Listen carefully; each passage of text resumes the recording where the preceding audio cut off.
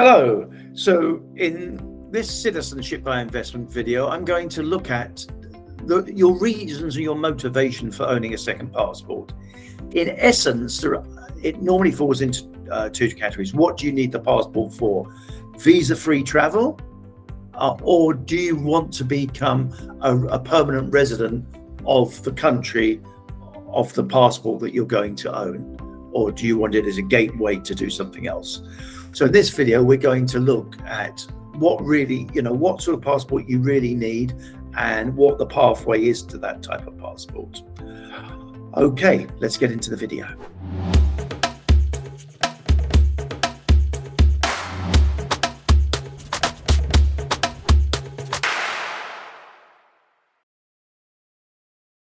Citizenship investment video.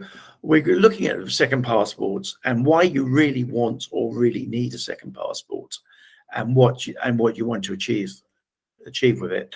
So in essence, I would say most of the conversations that I have fall into two categories. They cover people that want to have visa-free travel, but don't necessarily want to, it's not their first step anyway, to actually go to a new country. They're quite happy where they are. And I'll give you an example of this. I had a very nice Indian client who was based in Dubai, and he'd be quite happy living in Dubai, but his Indian passport would not allow him to go on business trips without getting a visa.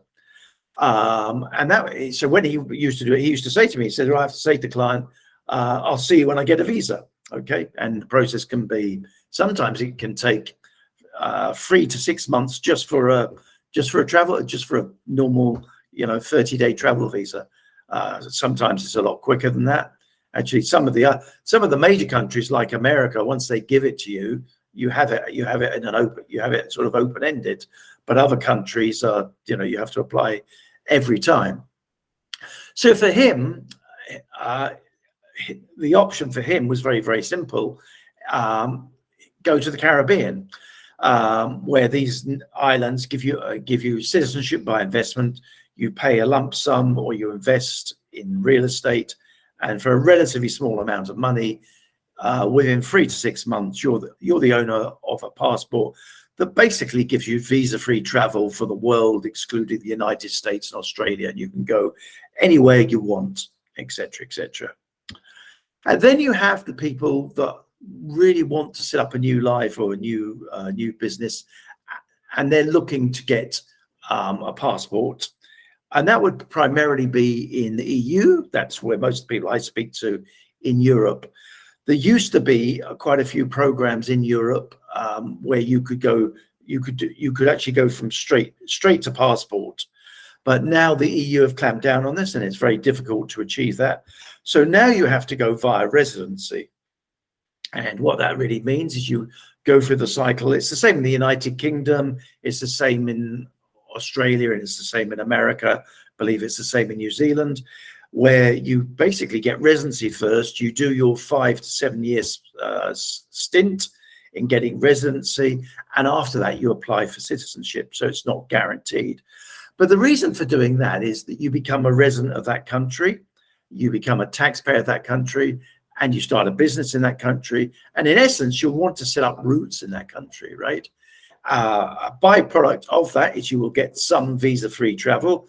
So in Europe, for example, let's say you're Filipino and you become a resident of Spain, you suddenly have 27 countries you can visit visa-free through your residency card, because you have free movement of people inside the European Union. And in essence, that's basically it. There are shortcuts, which I've gone through in the other videos, where you can have a passport via entitlement. If your grandmother, your family member was previously a resident of that country, but please go back to that video to look at the impact that has. So in essence, those are the choices. And one, as I said, One is primarily resident. If you're going to a grade 1 world country for a passport, it's normally going to be residency first, passport second. If you just want a visa-free travel passport for most of the world, it really is inexpensive, and you can get that in many countries in the Caribbean, but Antigua and Barbuda, St. Lucia, Dominica, Grenada, St. Kitts and Nevis, just to name a few. Hope you found the video interesting. If you'd like to know more about second passports, feel free to get in touch. Look forward to seeing you in the next video. Thanks for watching the video, and please feel free to connect with me on my personal website, nickstewart.co. Really looking forward to hearing from you. Bye for now.